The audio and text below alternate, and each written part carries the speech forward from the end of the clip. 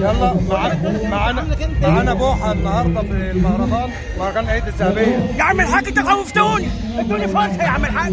احلى منصوره في الدنيا يا عم الحاج، يعني دي كرنس، يعني ده اهليه يا عم الحاج. انتم يعني لو قلنا كلنا نعدي اسكندريه المنصوره يا عم الحاج هنلاقي نابليون ما عداش على المنصوره، عدى عندنا صح. البنت دي احد ابناء الجماعه الفرنسيين اللي يا عم الحاج انت جاي منين يا عم الحاج؟ انا الاعلام محمود عزت. يا خراج يا عم الحاج، احلى اعلام في الدنيا يا عم الحاج، ونقول له بلغته.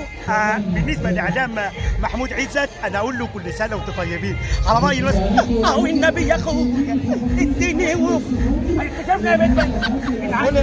احنا خاطفين خطفني احنا خاطفين البنت دي وهنفجر في اعدائها. اللي عاوز حته منها يكتب لنا في كومنت الكيله ولا لا. دول لا يا عم الحاج، سيبوا لها للايام